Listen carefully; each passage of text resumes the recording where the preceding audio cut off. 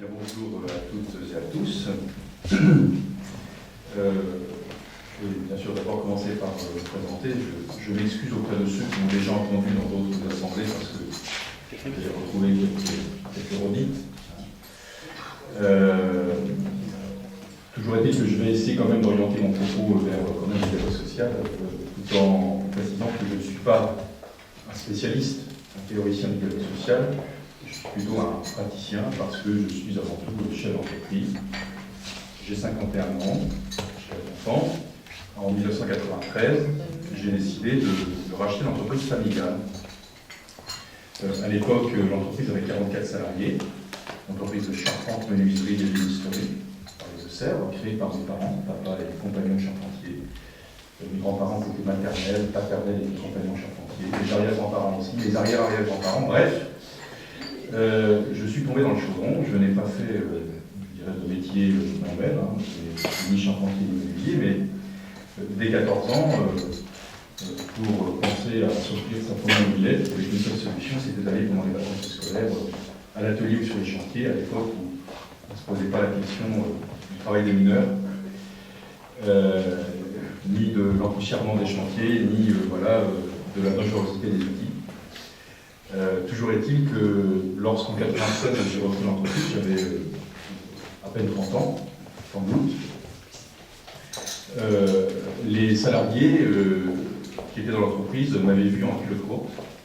Voilà, donc je n'avais pas un nom à me faire, j'avais simplement un prénom à me faire. Et j'ai pu racheter cette entreprise. Pourquoi? Parce que d'abord, pendant 7 ans, j'avais travaillé dans un groupe allemand, une grande entreprise. Je suis d'ailleurs toujours assez économe, donc j'avais mis quelques primes de côté pour pouvoir avoir le premier acompte pour acheter l'entreprise. Et lorsque j'avais une grande fierté à pouvoir acheter l'entreprise, parce que je voulais ne rien devoir, ni à mes parents, ni à mes frères et sœurs, c'était le cas. Et 8 jours avant d'acheter l'entreprise, le banquier qui devait me prêter de l'argent était dit, monsieur Asselin, finalement, on ne va vous prêter que 10% de la somme, pour le reste, débrouillez-vous. C'était bienvenu dans la grande aventure de l'entrepreneuriat. Et donc là, il a fallu que je ravale un petit peu ma fierté et que j'aille voir mes parents pour leur demander ce qu'on appelle un crédit vendeur.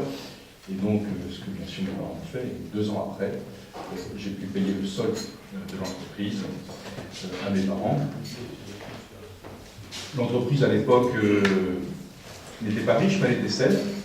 C'est-à-dire que, comme beaucoup de PME ou de TPE, elle menait son petit bonhomme de chemin avec une très grande qualité de main-d'œuvre, une très belle richesse humaine.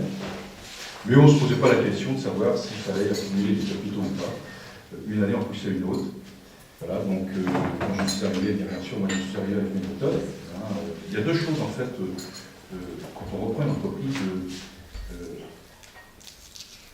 qu'on ne maîtrise pas, tant qu'on n'a pas, je dirais, enfourché, je dirais, le costume chef d'entreprise, c'est les relations internes. Voilà. Comment je vais être perçu par l'ensemble du personnel. Et puis les relations externes, comment ça va se passer avec les clients. Voilà. C'est tout bête ce que je vous dis, mais c'est éminemment important parce que, comme dans le social, tout ça est profondément humain. C'est un moment délicat de transmission d'entreprise. Et vous allez trouver beaucoup de conseillers juridiques, comptables, fiscalistes qui vont, bien sûr, avec grande compétence, vous expliquer tout ce qu'il faut mettre en œuvre, les techniques, etc. Mais finalement, vous allez très peu trouver de conseils qui vont vous dire, dit-on, comment allez-vous expliquer la chose à vos frères et sœurs, parce que c'est une entreprise familiale, il ne faut pas que ça éclate quelques années plus tard. Comment pensez-vous l'annoncer au niveau du personnel? Comment allez-vous gérer cette transmission entre votre papa et vous-même? Et vis-à-vis des clients, vous savez, on dit souvent on a l'âge de ses clients, c'est pas faux. Donc c'est des choses extrêmement délicates, mais qui sont finalement aussi, sinon plus importants que tous les éléments techniques. Donc c'est important aussi de ce côté-là d'avoir une épaule sur qui se reposer et se faire accompagner, parce que peu de gens vous en parlent. Voilà. C'est mon histoire, donc j'ai débuté en 1993 l'aventure entrepreneuriale. L'entreprise, je l'ai développée au fil des ans. Aujourd'hui, nous sommes 140 salariés spécialisés dans la restauration du patrimoine. Nous avons à notre actif la reconstruction d'Hermione, c'est l'entreprise Astin qui a construit la coque, les balles et tout. Voilà. 17 ans et demi de chantier. Nous n'avions jamais construit de bateau. Voilà, et 17 ans et demi après, nous avons fait le plus beau bateau en bois navigant au monde, le plus important. Donc c'est une belle fierté pour l'entreprise, pour moi-même, c'est un chef-d'œuvre collectif. Nous avons bien sûr à notre actif beaucoup de restauration de monuments historiques partout en France. Et puis, il y a une quinzaine d'années, j'ai commencé à développer l'activité aux États-Unis. Alors absolument pas sur la restauration du patrimoine, mais comme nous sommes des super restaurateurs, eh bien, nous sommes des super copieurs. C'est-à-dire que je vends aux États-Unis, dans le résidentiel haut de gamme, des menuiseries à la française. Savez-vous ce qu'est une menuiserie à la française? C'est une menuiserie qui s'ouvre à l'intérieur. In-swing windows. Les menuiseries à l'anglaise étant des out-swing windows ou des menuiseries à guillotine. Voilà. Ça paraît tout bête, mais c'est un produit culturel. Voilà. Et nous vendons de belles menuiseries à la française, nous mettons un gueule de mou avec le petit boisson en dur. Bref, je retourne dans la technique. Mais effectivement, nous nous sommes positionnés sur ce marché une quinzaine d'années. J'ai mis 3 ans à démarrer, à faire mon premier dollar de chiffre d'affaires. Et puis une fois que ça a démarré, eh bien, c'est parti crescendo jusqu'aux années 2008, où avec la crise des subprimes, là on a pris un bon bouillon. J'ai eu quelques difficultés aussi avec des salariés américains. Donc je peux vous parler aussi un petit peu du dialogue social aux États-Unis. C'est pas si évident que ça. Si bien qu'aujourd'hui, l'entreprise Astin Inc. est implantée à Atlanta. C'est un collaborateur français qui assure la direction. Et depuis 3 ans, heureusement que nous avons cette implantation aux États-Unis, parce que c'est vraiment ce qui tire l'activité de l'entreprise. Nous faisons du volume et nous faisons surtout ce qui est très important pour l'entreprise, des marges. Voilà. Parce que sur le marché français, eh bien, lorsque nous arrivons à équilibrer un chantier, c'est un exploit. Voilà, c'est ainsi. Aujourd'hui, le secteur de la construction est un secteur qui est extrêmement impacté par la crise. C'est pas terminé. Là encore, heureusement que nous avons dans l'entreprise ouvert l'export. C'est aujourd'hui ce qui nous permet de continuer de rêver. Voilà. J'ai toujours réservé une partie de ma vie personnelle à ce qu'on peut appeler l'engagement sociétal, et à travers l'action syndicale. J'ai commencé il y a 22 ans à la Fédération française du bâtiment, dans mon département des Deux-Sèvres. J'étais membre du groupe jeune dirigeants du bâtiment. Et je me souviens de nos premières actions à l'époque, c'était d'aller dans les collèges du département pour présenter les métiers du bâtiment. Parce que j'ai passé les 10 premières années de ma carrière professionnelle à payer des pots de départ en retraite sans jamais recruter un seul apprenti. Et quand vous comprenez un petit peu l'activité de mon entreprise, j'aime mieux vous dire que je commençais à me faire beaucoup de soucis, parce que ce que je vends, c'est le savoir-faire de mes menuisiers, de mes charpentiers, de mes ébénistes. Je ne vends rien d'autre. Quand je voyais mes effectifs vieillir et ne pas voir arriver de nouvelles générations, je commençais à être très inquiet. Et donc nous avions, avec un groupe de jeunes dirigeants du bâtiment, bien préparé notre affaire, pour présenter les métiers du bâtiment dans les collèges des Deux-Sèvres. Au départ, ce n'était pas facile parce que nous n'étions pas bien accueillis. Je me souviens toujours d'une mère de famille qui m'avait dit « Mais vous allez présenter les métiers du bâtiment à nos enfants, ils méritent mieux que ça. » Voilà.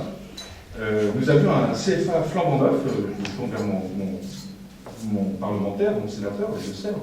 Il disait, à l'époque, le CFA était tout neuf, il fallait le remplir.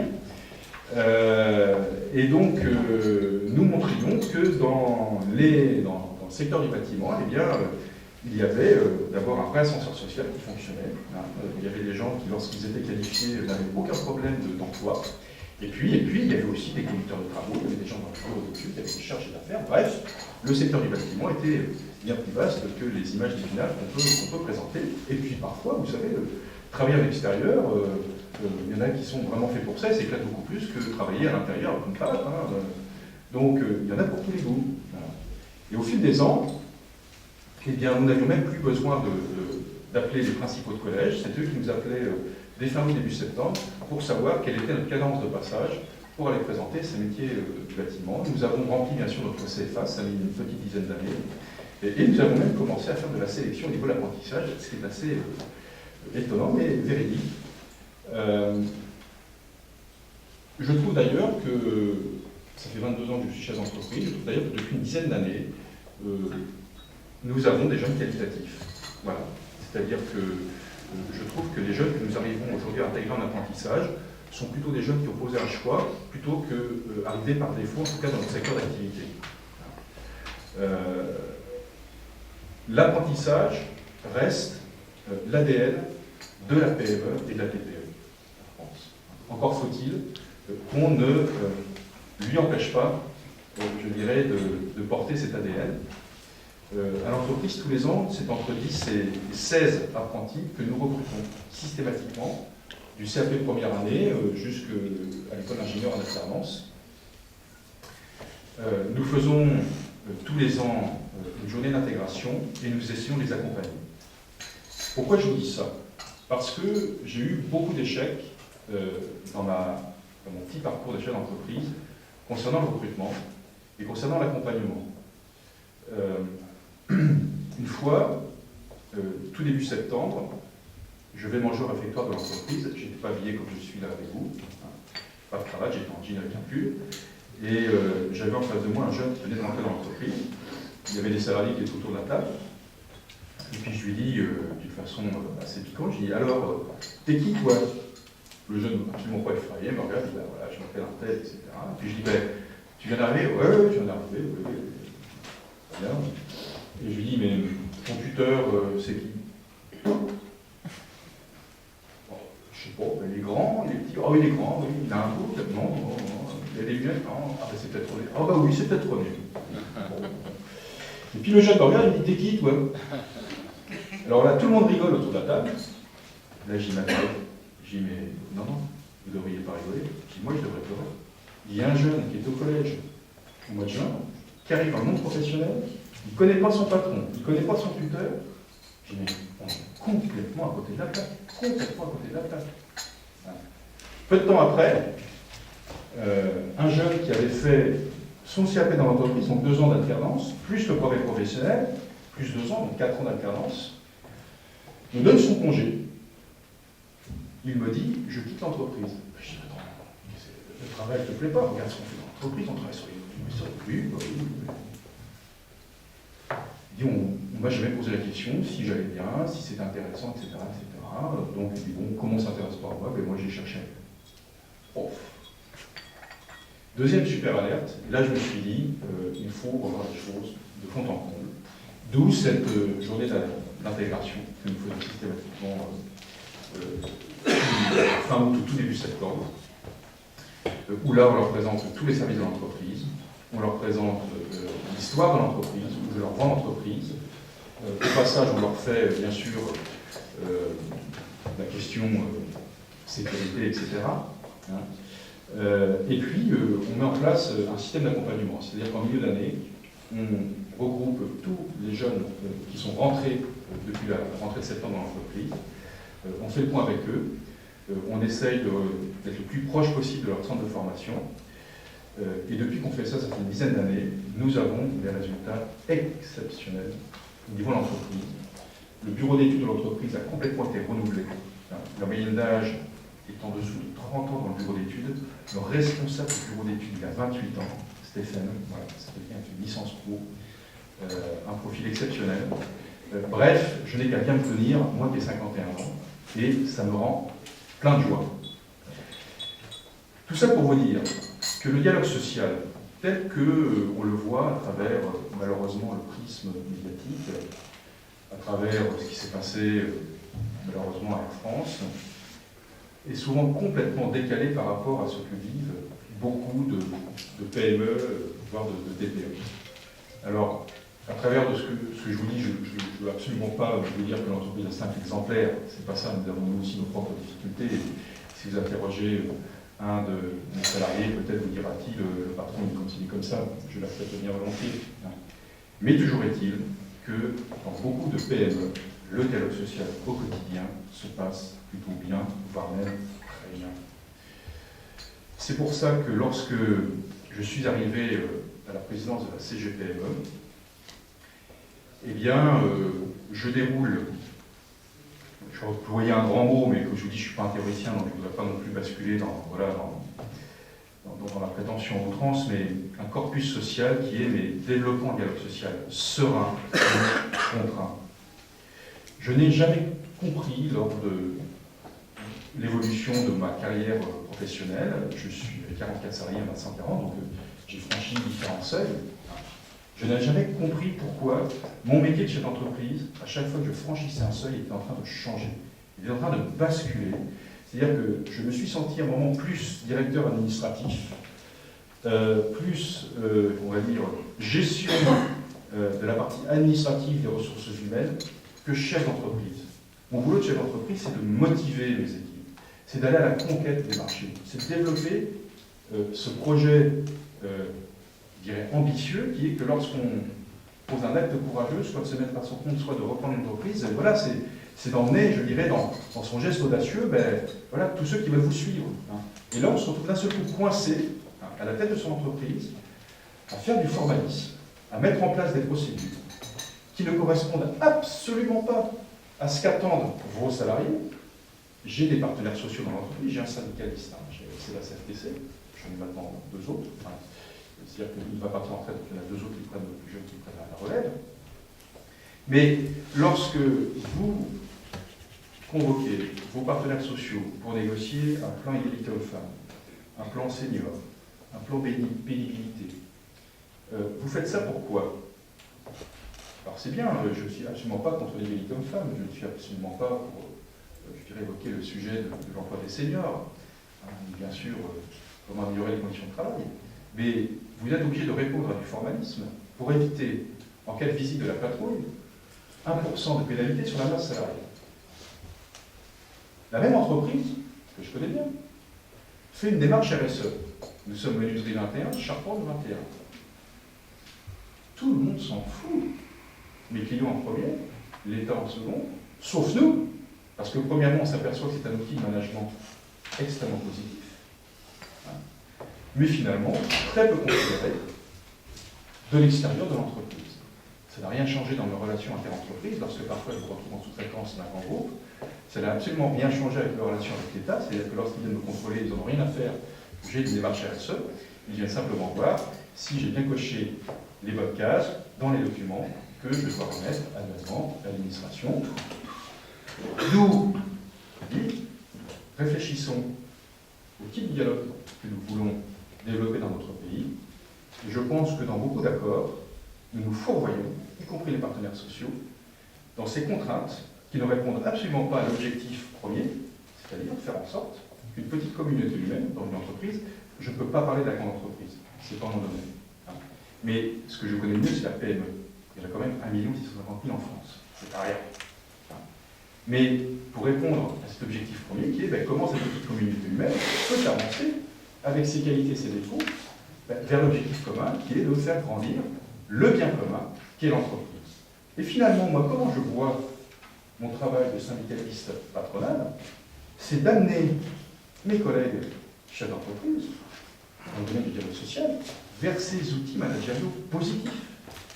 Moi, j'y suis allé à la GPEC, j'y suis allé à l'entretien individuel. Comment parti?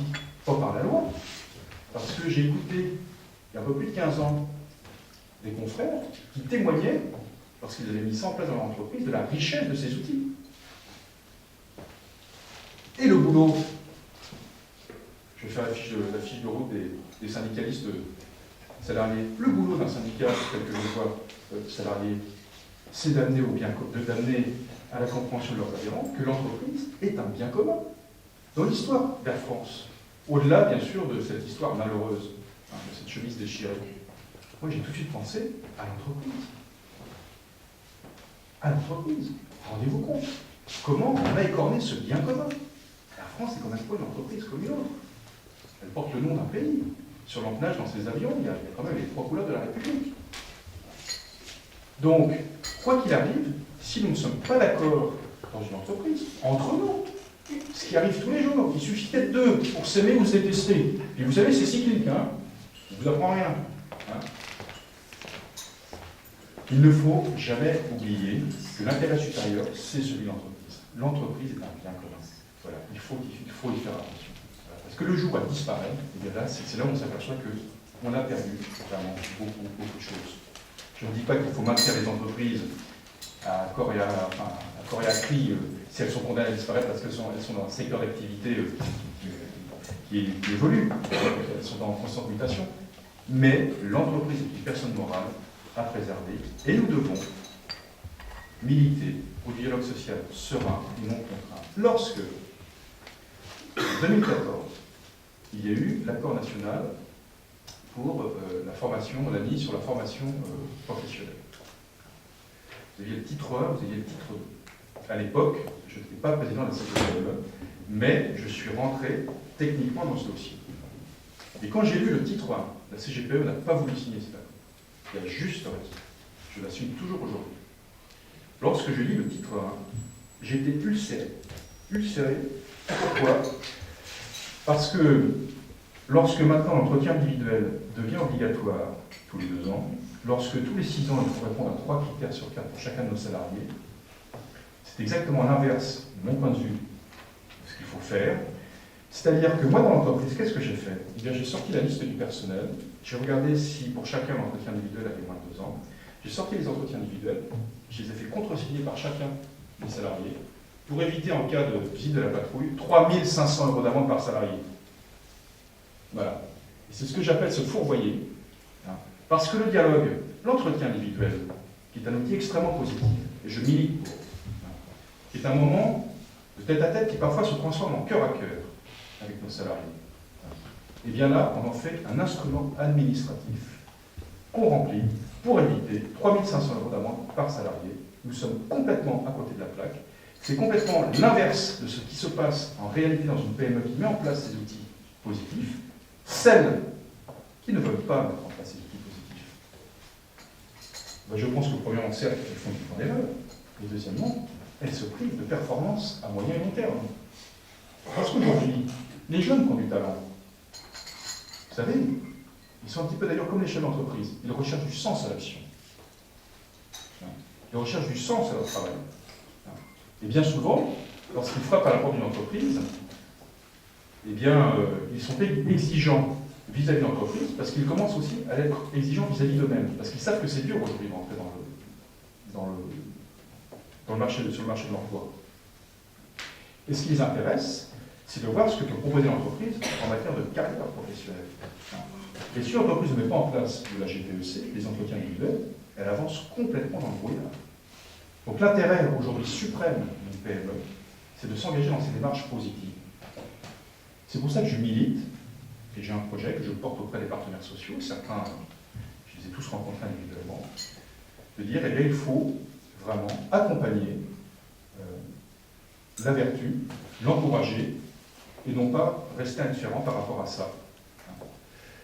Et une entreprise, par exemple, qui aurait une démarche RSE, si demain, eh bien, on l'affranchissait de toutes ses obligations en termes social ou sociétal administratives, que je trouve absurde, parce qu'elle fait une démarche RSE et que tous les ans, elle est validée cette démarche par un organisme extérieur qui est cofraqué, donc on ne peut pas faire n'importe quoi.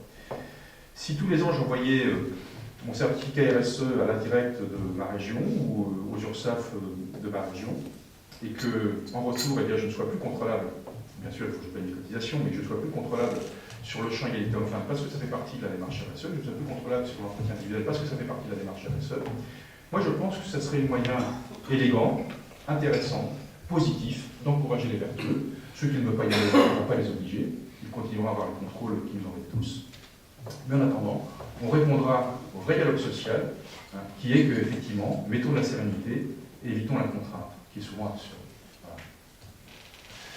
Donc ça c'était le titre 1. Sur le titre 2, là, vous voyez poindre un petit peu toute la différence qu'il peut y avoir entre la grande entreprise et la PME. On n'a pas en France, nous n'avons pas en France, la culture de la PME, même si nous avons ces 3 lettres magiques tout le temps pendues au bord des lèvres, c'est-à-dire que tout le monde vous parle de PME, à longueur de journée. Et finalement, très peu de gens la connaissent, parce que très peu de gens traversent une carrière au sein d'une PME. C'est pas un reproche, c'est un constat. À travers mon propos, je ne vais absolument pas opposer les grandes entreprises aux PME, absolument pas. Mais nous avons des logiques différentes. C'est ainsi. En France, vous avez 3 millions d'établissements, vous avez 5 000 grandes entreprises et vous avez 1 650 000 entreprises de 1 à 250 salariés. Le reste étant des travailleurs indépendants, auto-entrepreneurs, enfin, qui d'ailleurs, pour une grande majorité, n'ont pas vocation à embaucher, ils préfèrent travailler tout seuls. D'ailleurs, souvent, quand on dit qu'il suffit que tous ces employeurs potentiels embauchent un salarié, on résoudrait le problème du chômage, il ne faut pas oublier ce que je viens de vous dire. C'est-à-dire que beaucoup d'entre eux n'ont aucune vocation à recruter du personnel. Mais vous avez quand même 1 650 000 qui sont les PME et TPE de France. Et lorsque on met en place des négociations ou des projets de loi, eh bien souvent, la PME est ignorée ou maltraitée. C'était le cas pour l'ANI sur la formation continue sur le territoire. Parce que lorsque vous avez une direction des ressources humaines, une PME environ, c'est à partir de 200-250 salariés, je dirais dans l'économie traditionnelle, où on peut commencer à réfléchir à recruter un DRH. Moi j'ai 140 salariés, je n'ai pas les moyens de recruter un DRH. Alors ça peut se partager. Voilà, ça peut se partager. Pourquoi nous n'avons pas de culture PME? Je vais prendre. Pourquoi nous n'avons pas la même logique? Si vous prenez le titre 2, qui est très révélateur de la vie de formation, qu'est-ce qu'on a commencé à faire? On a commencé à démutualiser. C'est-à-dire que, avant cet accord, toutes les entreprises, quelle que soit leur taille, payaient 0,5% de cotisation de leur masse salariale pour financer la formation continue.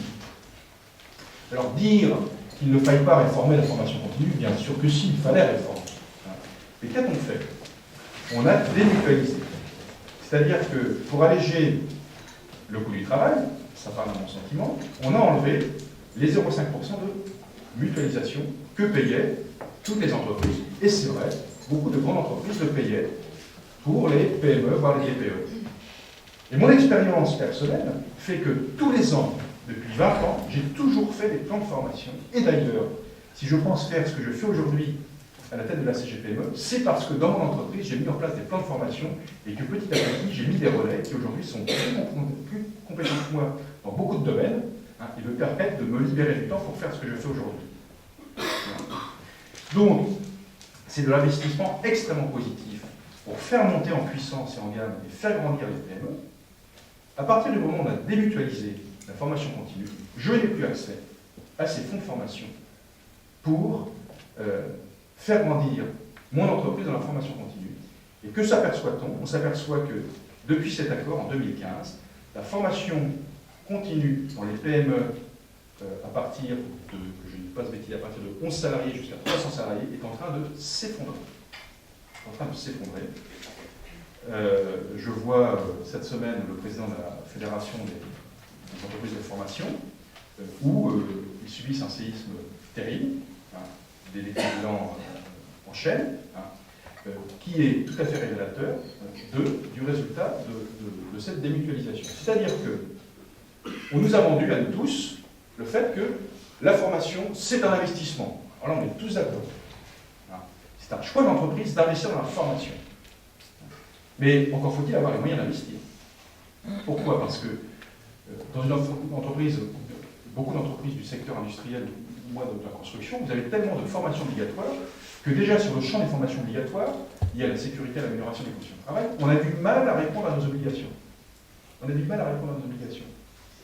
J'ai 39 obligations différentes et variées dans le secteur du bâtiment, non 69, dont 38 CSS différents. Bref, pour répondre, si je veux, couvrir tous les champs qui permettraient d'avoir tout le monde formé correctement voilà, au niveau de la sécurité.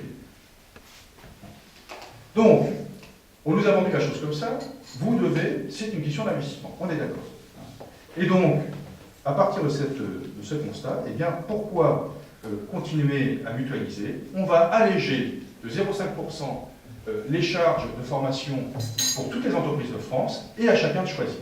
Résultat, les grands groupes qui de toute façon sont autosuffisants à eux-mêmes, vu le nombre de salariés sur le plan d'information, il y a continue bien sûr en interne le plan de formation, et heureusement.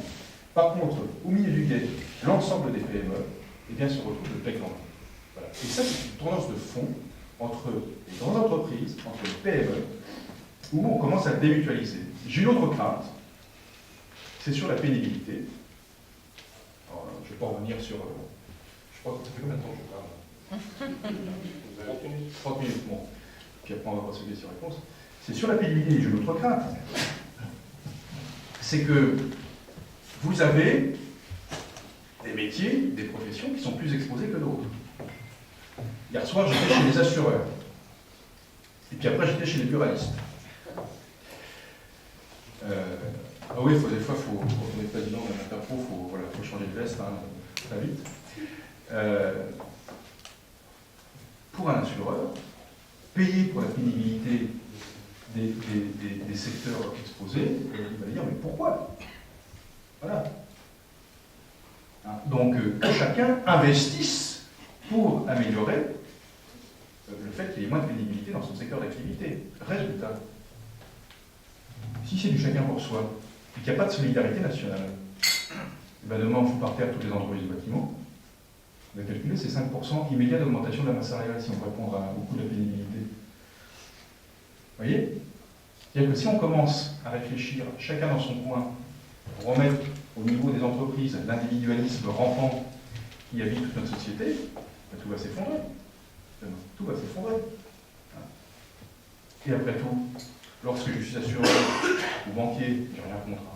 Même comme moi, chez l'entreprise, j'ai passé ma vie plus dans mon bureau ou dans ma voiture. Je ne fais pas un métier exposé, si, médiatiquement, mais pas physiquement. Quand je fais travailler chez moi un quart d'heure, ben, je peux être solidaire quand même en respectant ce métier, qui est un bon métier.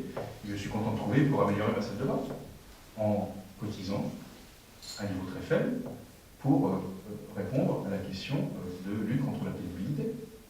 Voilà. Qui est d'ailleurs une très grave erreur. Parce que parler de la pénibilité, c'est abîmer une valeur extrêmement positive qui est la valeur du travail. Voilà. Je pourrais développer, mais je crois que je vais m'arrêter là. Donc, si vous voulez qu'on passe aux questions-réponses, je retiens un peu.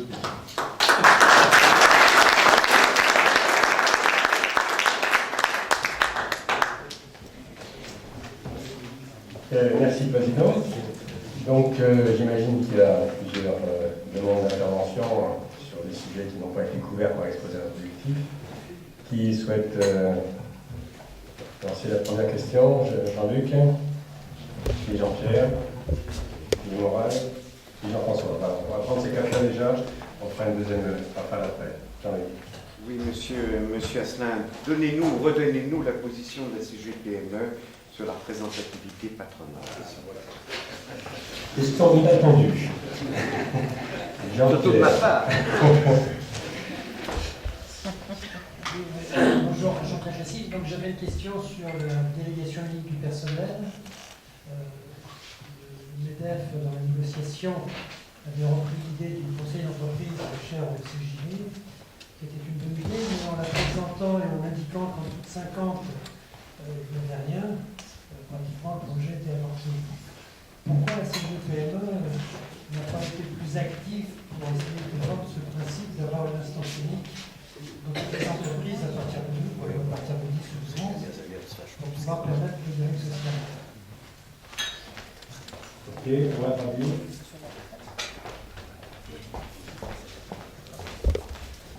Oui, mon avis. Donc, je peux partager un point avec vous, c'est que dans les accords interpro qui se dessinent, c'est vrai qu'on valorise beaucoup plus les grandes entreprises que le reste. Moi, la difficulté que j'ai pour avoir fait une série de négociations interpro, c'est que la CGPME, on n'entend jamais. Donc, moi, j'aurais voulu vous entendre sur la dernière négociation qu'il y a chez Carco. Alors, apparemment, de ce que j'ai compris, il y a un mécanisme qui va se mettre en place, qui pourrait se mettre en place pour les seniors, qui sort avant l'âge de la retraite. Donc, la question, c'est est-ce que vous êtes prêt à remettre la contribution de la lande ou un mécanisme de ce type dans les dispositifs, dans la prochaine convention assurance chômage. J'aimerais avoir la position de la CGPME sur ce sujet, parce que c'est plus elle qui va être concernée. C'est vrai que les grandes entreprises, bon, généralement, on met des mécanismes de pré-retraite, ça existe encore, mais j'aimerais savoir comment vous voyez les choses. Jean-François. Oui, bonjour. Oui, on a des histoires différentes du dialogue social. C'est vrai que nous, syndicats, on a beaucoup plus construit dans l'agriculture, les professions libérales, l'artisanat, notamment dans le dialogue social et la représentation, avec une particularité, c'est que dans leur préambule, on est dans des moins de 10. Donc on a, comme vous êtes praticien du dialogue social, on a dû s'adapter à ce monde de moins de 10, où la représentation interne de l'entreprise n'est pas possible, où il faut inventer de nouveaux modèles. Et donc, depuis 20 ans, on a construit des choses. Et je pense qu'on construira des choses. On voit que c'est plus dur avec la CGPME. Et la deuxième question, on a fait aussi une enquête auprès des apprentis. Donc, on voit bien que 10% des apprentis veulent créer un entreprise, on s'interroge pour les syndicats. Mais on voit bien aussi que leur grande difficulté croissante, c'est de trouver des entreprises. Et qu'est-ce que vous pensez des commissions paritaires actuellement, par exemple, comme on a dans l'artisanat ou d'autres secteurs, où on est en train de travailler sur l'emploi des jeunes, où on signe des contrats en alternance, c'est-à-dire que c'est dans un partenariat, on se préoccupe de cette question d'emploi des jeunes, de la situation des apprentis, soit on travaille sur les questions de logement, de transport, soit on travaille sur trouver des entreprises pour ces jeunes. C'est quand même, pour moi, au centre des questions sociales, c'est-à-dire que les questions aujourd'hui sur l'emploi sont des questions, vous avez parlé beaucoup d'accompagnement, mais quelle est votre vision aussi de l'accompagnement, à la fois du rôle des branches, mais aussi sur les territoires, du rôle d'un dialogue social qui doit être en proximité aussi avec les salariés des entreprises. Ok, je vous repasse la parole, président. Bon, je vais essayer de répondre dans l'ordre et si j'en oublie, vous me rappelez. Bon, alors, vous posez une question à laquelle, malheureusement, il va falloir que je réponde. Malheureusement, pourquoi? Parce que c'est une histoire qui nous enquiquine. Et d'ailleurs, je pense que dans les syndicats de salariés, c'est un petit peu la même chose. C'est toujours des choses un petit peu embêtantes. Il faut savoir que pour l'entrepreneur lambda, c'est le cadet de ses soucis. Voilà. C'est le cadet de ses soucis. Et donc, dans cette histoire, moi, dès le départ, j'ai pris la résolution de dire, bon, si sur la place publique, entre MEDEF, CGPME, UPA, eh bien, on fait part de nos soucis, de nos bisbilles, finalement, ça va donner une image patronale délétère. Donc, le linge sale, c'est comme dans l'entreprise, ça se lave en famille. Voilà. Et donc, nous essayons de trouver un accord pour essayer de répondre aux attentes des uns et des autres. Une fois que je vous ai dit ça, ça ne résout pas le problème. Qu'est-ce qui s'est passé? Nous avons eu la loi qui a été votée en mars 2014, et nous avons eu un décret d'application qui a été publié le 10 juin 2015. Que disait ce décret d'application? Il disait que la représentativité pour le champ patronal se calculait en nombre d'adhérents. Un adhérent, c'est quoi? C'est quelqu'un, une entreprise, qui paye sa cotisation, qui remplit un bulletin d'adhésion. Une cotisation qui correspond à un barème qui a été voté dans l'Assemblée générale. Ce barème doit être construit, c'est-à-dire que c'est pas l'adhésion à 1 euro ne peut pas fonctionner. Et pour la partie syndicale, enfin pour la partie sociale, dans le champ de la négociation sociale, eh bien, pour celui qui représente plus de 50% des salariés, il y a un droit d'opposition. Nous trouvions à la CGPME que ce décret et les règles qu'il instituait étaient équilibrées. Pourquoi? Elles répondaient bien sûr à l'attente des partenaires sociaux que nous sommes, à savoir que comptons d'abord nos adhérents et nos vrais adhérents, ceux qui remplissent un bulletin d'adhésion. Et puis deuxièmement, effectivement, s'il y a une négociation sur le champ social, que ceux qui représentent en poids plus de 50% des salariés aient le droit de s'opposer, ça nous paraissait tout à fait normal et équilibré. Et d'ailleurs, dès le 10 janvier, quand le décret est publié, chacun, que ce soit MEDEF, UPA ou CGPME, a pris acte du décret, a même fait une communication interne en disant ben maintenant, voilà, on va se compter les uns les autres. Une dizaine de jours plus tard, c'est un lundi matin à 13h30, je me souviens très bien, je partais à la CGPME, François Rebsamen, ce fut peut-être son erreur, m'appelle dans ma voiture et me dit, écoute, voilà, je suis au Sénat, et la représentativité, ça ne va pas. Il faut tout mettre sur le nombre de salariés. Il n'y a pas de raison qu'un fleuriste pèse autant que Renault ou Airbus. J'attends, qu'est-ce que tu es en train de m'expliquer là? Tu es en train de complètement changer la règle. Il ne s'agit pas de dire qu'un fleuriste pèse autant qu'une grande entreprise. Mais si, c'est comme ça que les choses vont se faire si on en reste en l'état. Je dis parce que dans le champ social, il y a le droit d'opposition, je dis, pas le problème. Puis je dis, la représentativité, certes, ça embrasse le champ social, mais il y a aussi tout le champ économique. Hier soir, j'étais avec les buralistes. C'est absolument pas dans le champ social, c'est dans le champ économique, purement économique. Quand on parle de question de RSI, c'est pas le champ social, c'est autre chose, c'est sur les indépendants. Ah oui, mais tu comprends, ne t'inquiète pas. Moi, je dis alors là, il faut pas m'en dire plus pour que je m'inquiète. Donc, il a essayé de faire passer un amendement au Sénat. Nous avons mis le contre-feu à la CGPME. Et donc, l'amendement n'est pas passé au Sénat. Retour à l'Assemblée nationale, bien sûr, avec tout le chemin parlementaire.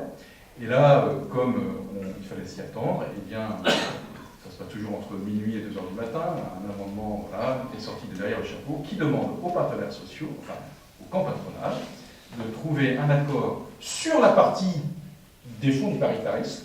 Alors moi, c'est un petit peu ce qui m'a surpris, parce que je ne crois pas que c'est un problème d'argent, plutôt un problème de poids, on va dire, de représentativité, c'est toujours le cas. Avant, il faut qu'on trouve un accord avant le 15 novembre prochain, donc c'est très bientôt. Sinon, eh bien, le gouvernement reprendra la main et pourra décider, pendant encore 18 mois, des règles de la représentativité. Donc nous sommes quasiment à la case départ. En fait, à travers cette histoire, qu'est-ce qui se passe? Il se passe la remise en question de 60 ans de paritarisme. Ça fait 60 ans que le MEDEF, anciennement CNPF, à lui tout seul, peut signer un accord. Et lorsqu'effectivement, vous me posez la question très justement, mais où êtes-vous dans la négociation sur, par exemple, les retraites complémentaires? Eh bien, nous considérons, à la CGPME, que, à partir du moment où vous avez un chef de file, c'est un chef de file du MEDEF, puisque lui tout seul, il représente plus de 50% de la représentativité, eh bien, nous devons d'abord, entre guillemets, laver notre linge sale en famille, nous mettre derrière ce chef de file, et c'est en interne entre partenaires sociaux et du patronat que nous nous mettons d'accord sur les axes de négociation des retraites complémentaires. Et vous ne l'avez peut-être pas vu, mais par exemple, il y avait un projet dans la première négociation, il y a quelques mois, où par exemple, on voulait écorner la pension de reversion au niveau des retraites complémentaires. C'est la CGPME qui tout de suite a mis son veto là-dessus. C'est-à-dire que moi, j'ai pris le téléphone, je suis Pierre Gattaz, je lui dis là-dessus, nous, ça sera niet. Personne n'a entendu parler, et ça s'est retiré des négociations. Voilà, donc si vous voulez, c'est pas parce que nous ne sommes pas actifs devant les médias sur une négociation nationale que nous ne sommes pas actifs en France. Maintenant, il faut, si chacun y va de son son de cloche, ça risque d'être compliqué. C'est pour ça que sur des questions aussi importantes que la retraite complémentaire, parce que le sujet est énorme, il y a des pensions à verser, il y a des retraites demain à espérer pour beaucoup de compatriotes, eh bien, je pense qu'il faut que nous ayons une attitude responsable et éviter de faire part, entre guillemets, de nos divisions ou de nos points de vue dans la presse, etc. Je préfère que nous nous mettions d'accord en amont pour que devant eh bien, l'ensemble des négociateurs, nous apparaissions d'une façon unie. Voilà. Et le mot que j'avais laissé, moi, à Pierre Gattaz sur les retraites complémentaires, c'était de dire, si dès le départ, ton objectif est d'arriver à la rupture, je te dis que nous, ça sera niet. Il va falloir qu'on trouve un accord. Voilà, coûte que coûte. Donc, dès le départ, je ne serais pas allé à la rupture si à l'arrivée, on remettait les clés des retraites complémentaires au gouvernement. Et là-dessus, on s'est mis d'accord, en amont. Et c'est pour ça qu'effectivement, vous nous voyez dans les médias que la parole porte-drapeau des négociateurs, c'est quelqu'un de l'EDF. C'est ainsi, peut-être que demain, dans d'autres négociations, vous aurez un représentant de la CGPME, ce que je souhaite. Ce que je souhaite sur certains sujets. Voilà. Et donc, qu'est-ce qui se joue? Il se joue tout simplement 60 ans d'organisation paritaire qui fait qu'à lui tout seul, le MEDEF eh bien, peut faire la pluie de beau temps. Et donc, on peut comprendre les enjeux. Les enjeux sont énormes pour eux. Parce que imaginons qu'à la suite de ce calcul, le MEDEF passe en dessous des 50%. pour eux, c'est cataclysmique, quoi. Enfin, je veux dire, voilà, quoi.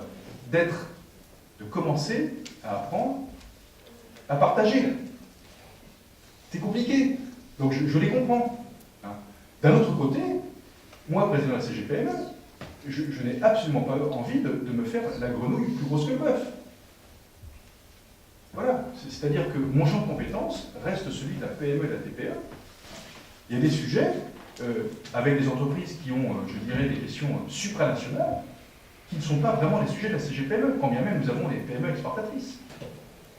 Hein. Par contre, je suis très attaché à ce que la voix des PME et la position des PME et des TPE soient dignement respectées. J'ai très mal vécu la façon dont nous sommes fait marcher dessus sur l'année de la formation, sur la négociation et la voie de la modernisation du dialogue social.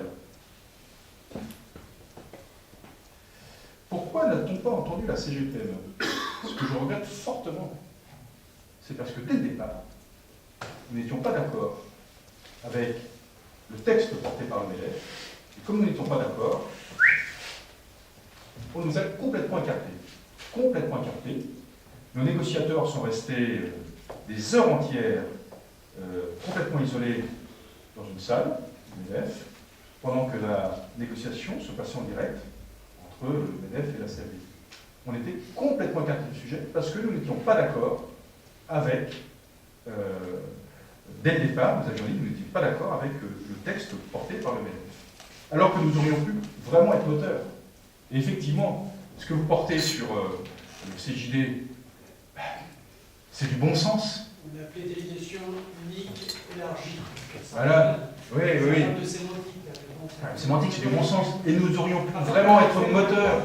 Comment? Justement, pour les périodes TPE, je rappelle que la genèse du conseil d'entreprise, c'était dans les entreprises où il n'y avait rien, il fallait simplifier, il fallait rendre efficace. Et la genèse du conseil d'entreprise du CJD, ça a d'abord été des périodes TPE.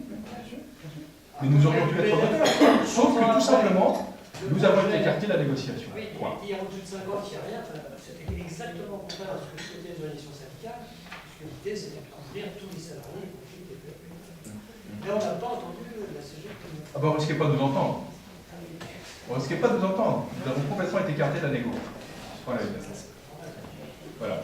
Donc c'est pour ça, si vous voulez. Mais je pense que, très sincèrement, parce que je vais en parler après avec Agatha, là-dessus, bon, je dirais, on a fait la paix là-dessus.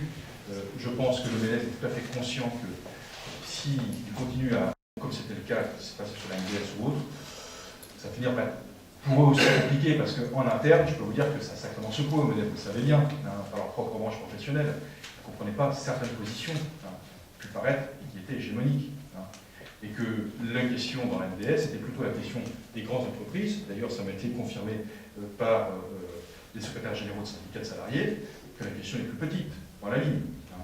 Alors la délégation unique, c'est une autre chose, mais entre nous, est-ce que ça va changer la posture psychologique d'un chef d'entreprise qui a 49 salariés, qui va se poser la question, si je franchis les 50, est-ce que ça va changer? Moi je vous donne la réponse, ça ne va rien changer. Ça ne changera rien. Même si on a simplifié, mais ça ne changera rien. L'idée c'était d'adapter une instance de représentation à la taille et aux moyens d'entreprise. Bien sûr. L'idée de base, on est d'accord sur le dialogue social, parce qu'ils sont quand même locaux de la CGPME, c'est-à-dire trouver des structures adaptées aux TPE et PME. Bon, moi j'exagère en disant à partir de 2, mais c'est l'idée si on veut. Donc à partir de 11, pourquoi pas avoir, d'ailleurs dans le droit, les délégués du personnel, recevoir le CHSCT, ils peuvent, y compris désigner un délégué syndical à partir d'un délégué du personnel en dessous de 50. Bon, de toute façon, ce qu'il faut, quand vous commencez à être un petit peu nombreux, il vous faut un relais. Il vous faut un relais. Enfin, je veux dire, moi je ne remets absolument pas en cause dans mon entreprise l'existence de mon comité d'entreprise, de mon CHSCT. J'en ai besoin. Et en plus, je suis heureux de le présider. Ces deux instances où vraiment je suis heureux parce que je trouve qu'on fait du bon boulot. Et moi, j'en ai besoin de mes représentants. Effectivement, quand vous commencez à être un petit peu nombreux, quand vous arrivez à 10-20 salariés, que vous ayez un ou deux délégués du personnel, c'est utile pour le chef d'entreprise. C'est une évidence. Une évidence. Là encore, je vous dis, c'est attention à la contrainte, quoi. Voilà. On parle de formation des chefs d'entreprise. Oui, mais je suis entièrement d'accord. Les chefs d'entreprise sont comme les salariés, ils ont besoin de se former et être formés. réforme d'ensemble, ça serait beaucoup plus simple, les règles étant les mêmes pour les uns et pour les autres. Eh bien, écoutez, ça existe. Ça existe. En Poitou-Charentes, on a monté une association il y a déjà pas mal d'années qui s'appelle le CIST. Voilà. Et c'est régulier qu'on fasse, je dirais, des formations communes. Moi, on m'a fait intervenir voilà, dans des formations, c'était des salariés qui se formaient au dialogue social, par exemple. Donc c'était Jean-Pierre Crécy. Il faut tout savoir, transparent. Alors, j'ai répondu à plusieurs questions en même temps, mais... Sur la contribution de la langue. Ah, contribution de la langue. Alors, Moi, ou l'équivalent, un mécanisme équivalent. ouais, alors, C'est ce qu'on a compris, quoi.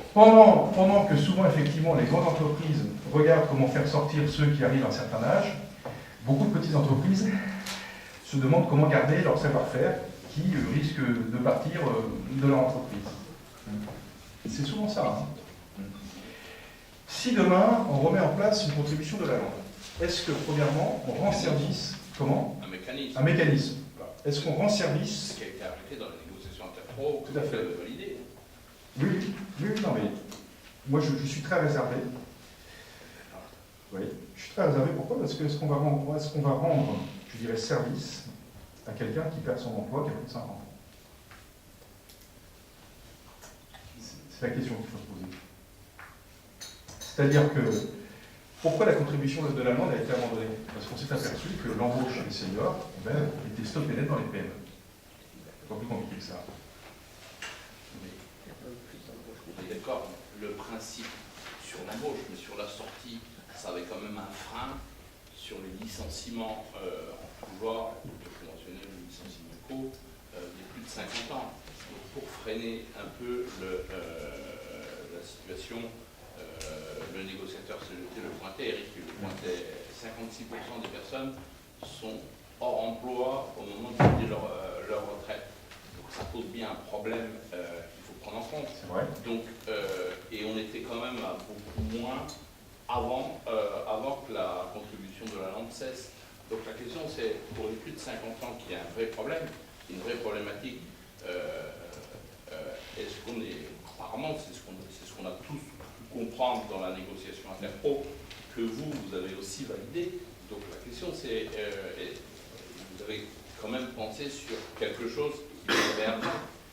Vous avez tous laissé entendre qu'il y aura un mécanisme qui viendrait pénaliser les sorties de plus de 50 ans. Donc, la question, c'est de savoir un peu quelle sorte de mécanisme vous voyez.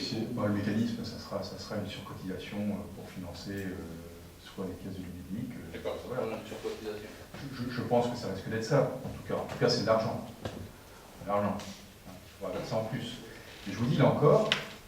Donc vous ne pénalisez pas ceux qui sont licenciés, mais vous faites porter sur l'ensemble. Oui. Vous ne pensez pas que ça va être un problème pour embaucher les plus de 50 ans? Mais si, justement. Si, c'est ce que je vous dis. Je suis très réservé. La contribution dans la langue était plus juste, c'était uniquement sur la personne qui était licenciée. Oui, sauf que ça ne marchait pas, tout simplement.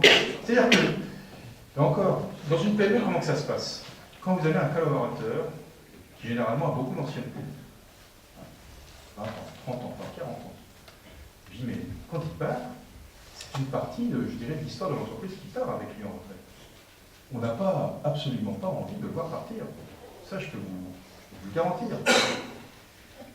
Donc, par contre, lorsque vous, potentiellement, vous recrutez quelqu'un qui a plus de 50 ans, et vous dites, si jamais je me trompe sur la personne, ou si jamais dans 1 an ou dans 2 ans, il faut resserrer la volée, et que je dois me séparer de cette personne, et que du coup, le coût pour me séparer de cette personne devient très important, voire prohibitif par rapport à mes moyens financiers, ben, vous n'embauchez plus.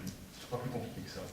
Et vous n'enlèverez pas, je dirais, de la tête de la chaîne d'entreprise, psychologiquement, que plus c'est dur à la sortie, plus ça sera compliqué à l'entreprise.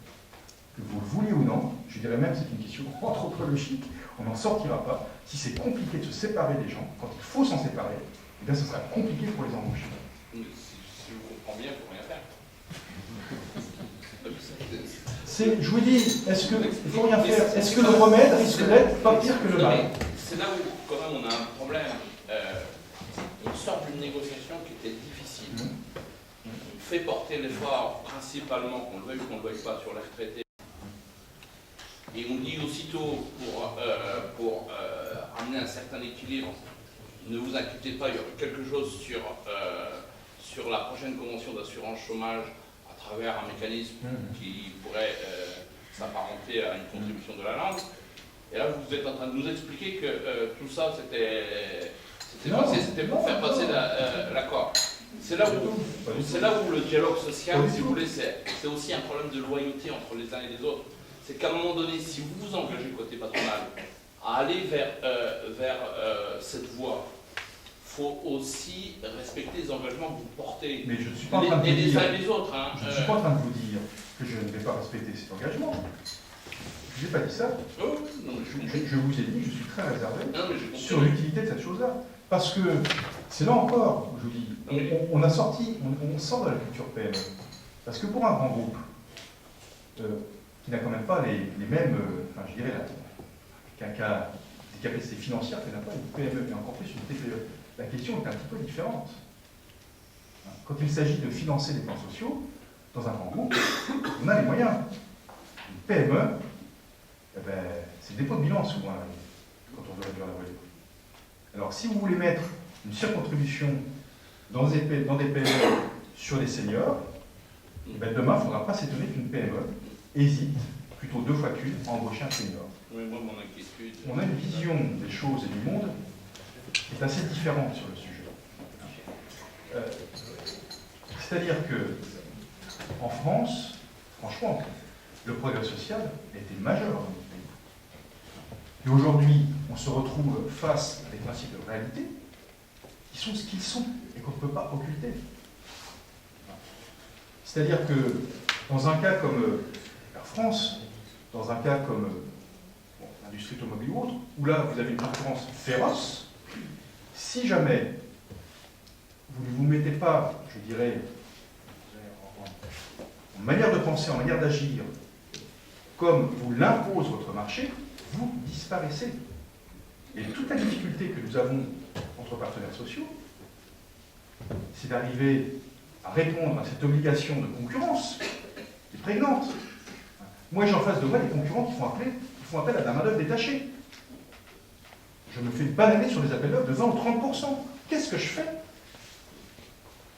Je vire une partie de mon personnel et puis je fais appel à du salarié détaché parce que je sais que ça me coûtera moins cher.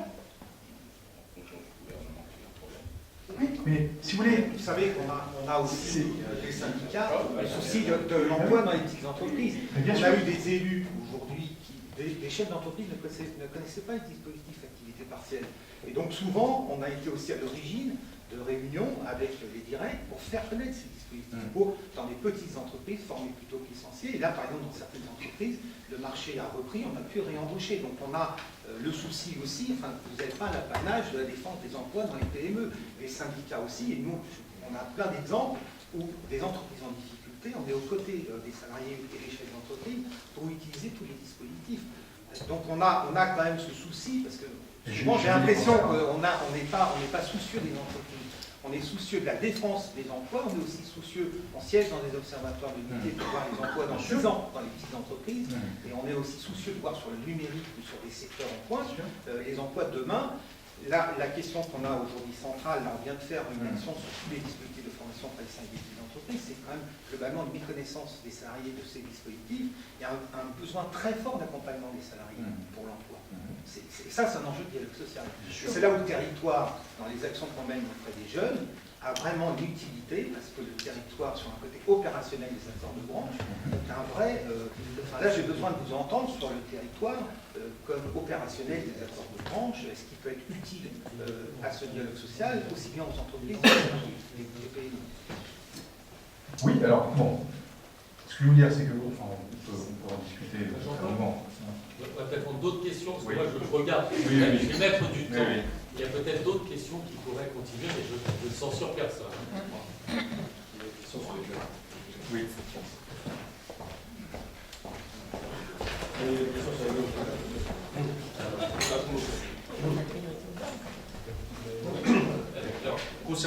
Concernant les jeunes, moi je crois beaucoup aux actions territoriales, aux actions locales.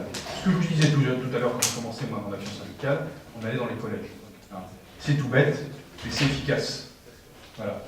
Parce que ce que vous allez recruter au niveau des jeunes, à Thouars, vous n'allez pas recruter des jeunes qui viennent de 300 km de chez vous. Vous allez recruter dans votre bassin, je dirais, de vie autour de l'entreprise. Donc le lien, effectivement, jeunesse et tout le monde entrepreneurial est primordial. Et ça, ces liens sont extrêmement précieux. Il faut absolument qu'ils n'existent pas à l'EPIC. S'ils existent, continuez à les renforcer. Ce qu'on fait en Poitou-Charentes avec le CIST, on a fait des actions sur l'apprentissage. Et là, on ne demande rien à qui que ce soit. On se met autour de la table entre partenaires sociaux, et sur une question comme l'apprentissage, on dit bon, voilà la situation, etc. Dans quel secteur avez-vous, vous employeurs, des besoins, etc. Nous, à quel endroit on peut, je dirais, fluidifier les choses, etc. Et on arrive à porter des projets communs. Donc, je veux dire, là-dessus, je ne vois pas ce qui peut nous diviser.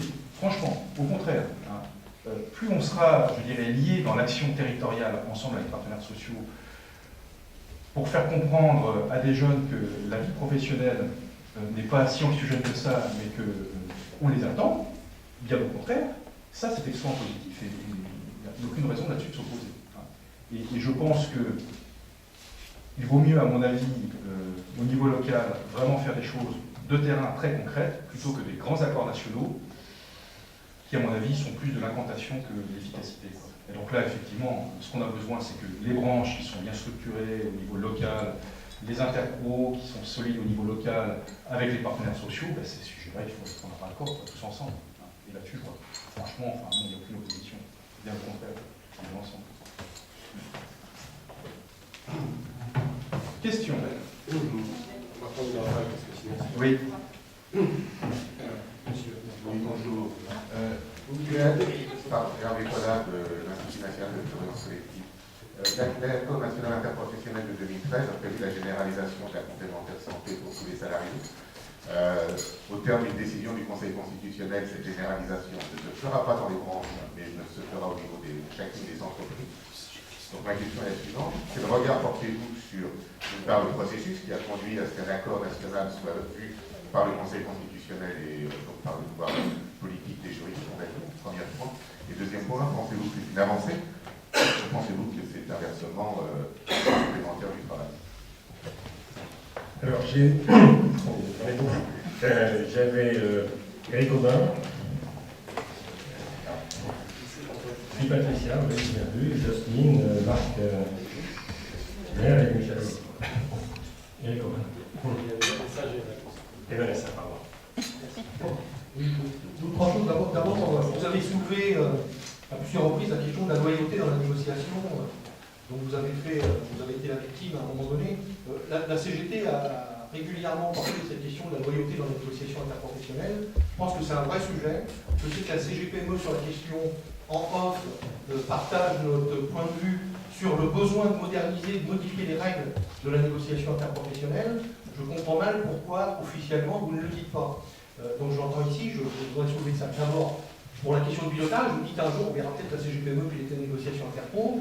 Bon, nous on défend l'idée que effectivement le MEDEF ne doit pas avoir le monopole du pilotage de la négociation. Deuxième élément, concernant les textes qui sont soumis à la négociation, c'est un texte qui est du MEDEF.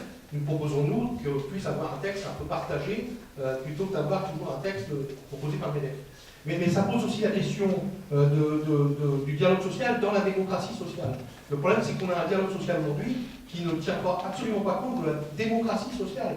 Et ce dont on a besoin, me semble-t-il, aujourd'hui, c'est d'avoir des salariés qui sont partie prenante. Parce qu'il y a un désintérêt pour le syndicalisme, tant côté patronal que côté des salariés. Et je pense que tout tant qu'on ne fera pas jouer la vraie démocratie sociale, c'est-à-dire qu'on mette les salariés dans le coup, eh ben, on va à l'encontre de l'objectif visé.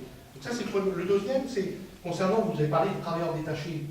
Moi, je suis de la construction, je connais bien le sujet. On a effectivement 12 000 suppressions d'emplois dans le depuis le début de l'année. Ce n'est pas des suppressions d'activité, c'est plus un transfert d'activité vers ces travailleurs détachés. Moi, je pense qu'il y a un vrai sujet à mettre en œuvre, c'est la question des relations de l'ordre sous-traitants. Les TPE, les PME sont souvent dépendantes des grands groupes, et ce sujet-là, on ne veut pas l'aborder. Or, pour être dans le secteur, on voit bien la façon dont ça se passe, y compris on a des TPE qui nous disent qu'on est obligé de faire travailler nos salariés au noir, parce que vu les tarifs qui sont proposés, si on veut dégager la moindre marge, on n'a pas le choix.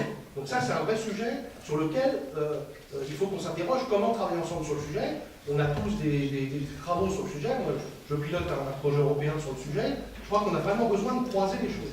Le troisième élément, c'est le lien avec la pénibilité. Je ne partage pas les chiffres que vous avez donnés, à savoir, s'il n'y a pas de mutualisation, ça coûte 5% de la masse salariale dans le bâtiment. D'abord, nous sommes pour la mutualisation, parce qu'il y a des secteurs qui ne seront pas capables de se payer un dispositif, donc il faut faire jouer effectivement la mutualisation. Mais deuxième élément, on a fait faire des études par le groupe Alpha sur la question dans le BTP, et au total, c'est 500 millions le coût si on faisait partir tous les salariés à 55 ans dans le BTP, les catégories ouvriers. Donc, en vitesse de croisière, c'est 1,8% de la masse salariale.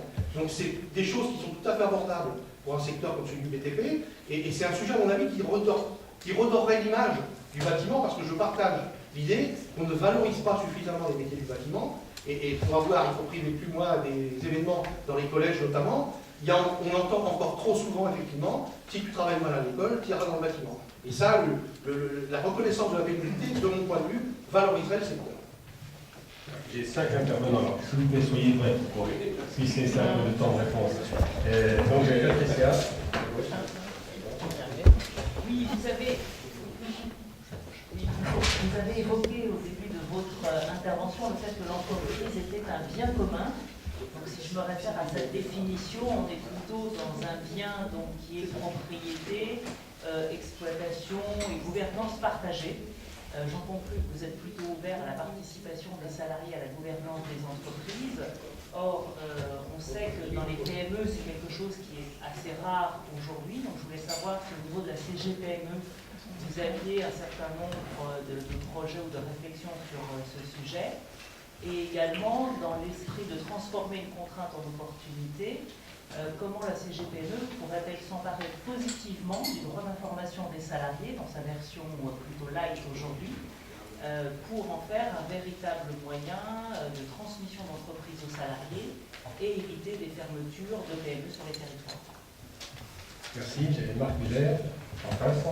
Oui, Marc Muller, inspecteur général honoraire, c'est-à-dire à la retraite de l'affaire spéciale. Merci pour tout ce que vous avez dit. Mon expérience d'animateur des patrouilles dans tout Parier m'amène à vous remercier, effectivement. Je suis complètement à tout ce que vous avez dit. Et mon amour propre a été touché par l'évocation du CIS, puisque j'ai été en 99 en Poitou-Charentes, justement, l'un des cofondateurs avec Jean-Pierre Apparin, France Joubert et d'autres de cette institution. Ma question, c'est simple, si on peut dire. C'est une question pratique de représentation patronale. Selon quel procédé pensez-vous parvenir à réduire la fragmentation des branches? Voilà, c'est tout. Voilà. Petit sujet souvent abordé ici. Jasmine, juste en face. Jasmine Roche, je suis groupe Massif. Et dans le prolongement de l'intervention de Patricia, je souhaitais demander à M. Asselin comment vous voyez l'organisation du dialogue social dans les entreprises de moins de 10 salariés, puisqu'actuellement, ils n'ont pas la chance d'être organisés comme dans les grandes entreprises ou grands groupes. Michel Lecourt. Oui, moi j'ai une question simple. Je voulais savoir si, au poste de responsabilité où vous êtes, vous observez que les idées du Front National sont de mieux en mieux accueillies par les patrons du PME. Et si tel est le cas, ce que je crains, comment comptez-vous réagir? Et comptez-vous réagir simplement? Merci. Vanessa. Moi, je voulais parler un peu d'emploi. Je voulais savoir, sans que votre réponse réduise au code du travail, qu'est-ce qui pourrait faciliter l'emploi dans les TPE et les PME? Merci. Bon, ça fait beaucoup de chantiers. Bon, vachement fastoche. Super. Je vais d'abord répondre à celle-ci, je vais l'évacuer tout de suite. Pour vous, là, je vais répondre à la question. Front National, oui, alors ça, effectivement, en ce moment, je ne croise pas un journaliste quand on me pose la question à savoir est-ce que le Front National fait de l'entrisme au niveau des petits patrons, au niveau des TPE et principalement au niveau de la CGPME. Ce que je peux vous dire, c'est que premièrement, quand un syndicaliste commence à faire de la politique, il ne fait plus de syndicaliste. Et malheureusement, c'est souvent le drame aujourd'hui en France avec les partenaires sociaux. Voilà. C'est pas pour autant qu'il ne faut pas évacuer la question politique. Chaque semaine, je rencontre, je fais un déplacement en province, cette semaine je serai à Angers, je rencontre des dizaines, voire des centaines de chefs d'entreprise. Je peux vous dire que jamais dans une table ronde, la question du Front National n'a été abordée, ou même la question politique. Jamais. Je vous demande de me croire. Deuxièmement, qui suis-je pour aller juger la couleur politique de mes adhérents? Et troisièmement, pour répondre à la question du Front National, moi, mon champ de compétence, c'est celui de la PME, de la TPE. Donc je suis assez à l'aise dans ce champ-là. Et si on me demande, à votre avis, est-ce que le programme porté par le Front National répond aux attentes des PME et TPE? Mais absolument pas. Absolument pas. C'est-à-dire, ce qui est porté au niveau économique serait une catastrophe pour le tissu économique que j'anime, voilà, pour les chefs d'entreprise de PME et TPE. Voilà. Donc sur ce champ-là, c'est une ineptie. Maintenant, les chefs d'entreprise sont comme tous les Français. Ils sont inquiets. Ils voient un pays qui a besoin en profondeur de réformes, vraiment de réformes structurelles fortes. On a l'impression que rien ne bouge. L'inquiétude monte. Les salariés détachés. Je peux vous dire que le détachement fait plus de ravages parmi les salariés que parmi les patrons, sur la manière de voir les choses. Parce qu'ils se disent, nous, on a vraiment été largués par la politique. Moi, je peux vous dire qu'en comité d'entreprise, il y a déjà quelques années, j'ai des salariés qui me disaient, mais François, qu'est-ce qui se passe sur les chantiers? On va bientôt être les seuls à parler français, quoi. Et le résultat, quand il y a une visite de l'inspection du travail, les seuls qu'on vient enquiquiner, c'est nous, parce qu'on s'exprime dans la même langue que l'inspecteur. Donc, voilà. Donc, s'il y a ces problèmes majeurs, effectivement, il n'y a pas de réponse politique, eh bien, les Français, et parmi eux des patrons, vont vers des solutions faciles, telles qu'elles sont proposées par le Front National. Et entre la protestation et l'adoption du vote, moi je pense qu'aujourd'hui il y a vraiment une proportion très importante de protestation par rapport à l'adoption. Parce que quand on commence à mettre sur la table, je dirais, les choses factuelles dans le domaine économique, ce que peuvent proposer le Front National, on s'aperçoit que c'est un bon sens. Tout simplement. Voilà. Donc, je ne ferai pas plus de politique que cela, parce que ce n'est pas mon domaine. Mais si on veut répondre à cette question, eh bien, je pense qu'il faut se remonter les manches, dire aux Français les choses telles qu'elles sont, et poser des actes courageux, parce que je crois que nous avons trop attendu pour poser des actes courageux. Et lorsque on parle du détachement, la CGPME, ça je peux témoigner, elle était bien seule pour porter ce projet. Et à l'époque, vous aviez une branche professionnelle qui était en pointe, le bâtiment, et la CGPME, pour dire, mais il faut absolument faire quelque chose, pas contre les salariés étrangers, pas contre les entreprises étrangères qui viennent travailler en France, mais contre la fraude au détachement. Parce qu'il faut avoir des règles du jeu communes sur notre marché. À partir du moment où on a accepté d'ouvrir les frontières et la libre circulation des personnes et des biens, c'est évident que les systèmes sociaux se trouvent frontalement, et les taux horaires se trouvent frontalement en concurrence. Alors certes, on doit appliquer le droit du sol, mais c'est plus aujourd'hui un problème de contrôle qu'un problème de sanction, parce que les sanctions, maintenant, on les a. Et la relation maître-donneur d'ordre sous-traitant, aujourd'hui, la responsabilité, elle remonte jusqu'au donneur d'ordre, y compris public. Y compris public. Parce qu'effectivement, poser un acte d'achat, c'est avant tout poser un acte responsable. Et on ne peut pas se dire, après, ça me concerne plus, c'est au niveau du sous-traitant. Donc aujourd'hui, la responsabilité, elle remonte jusqu'au donneur d'ordre, y compris le public.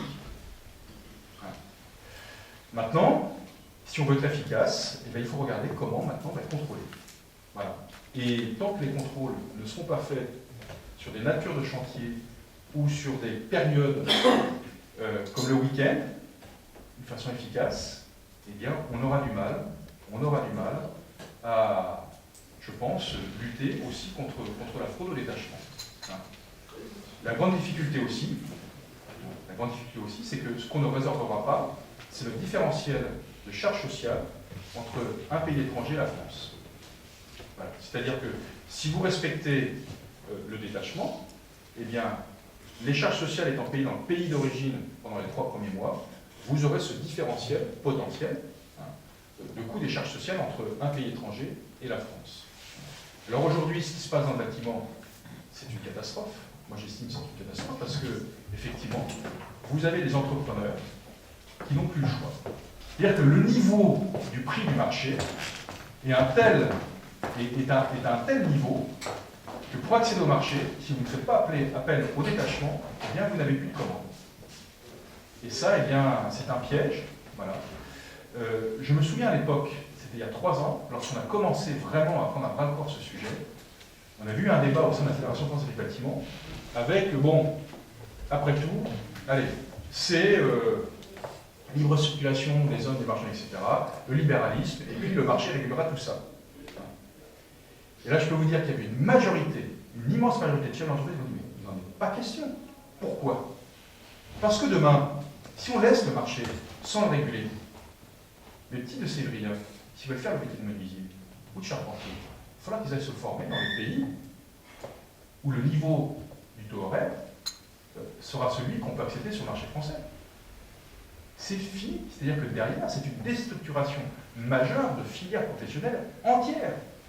Donc d'un problème économique, on en arrive à un problème social, d'un problème social, on en arrive à un problème sociétal. Et là-dessus, l'ensemble des partenaires sociaux, effectivement, nous devons être extrêmement solidaires. La carte individuelle professionnelle qui va être mise en place dans le bâtiment, je crois savoir qu'au départ, lorsque nous avions porté ce projet, les syndicats salariés n'étaient pas très chauds. Ils n'étaient pas très chauds. Je dis une bêtise? Non, mais c'est vrai. Il faut dire pourquoi. Oui. Pourquoi? Ça veut dire par la caisse de congé payé, qui est une caisse uniquement gérée par les patronats. Il faudrait que ce soit paritaire. Ah oui. Ça ne coûte rien à personne. Rendez-vous compte, on met en place quelque chose qui ne coûte rien à personne, pas un seul euro. Faut que ça soit efficace.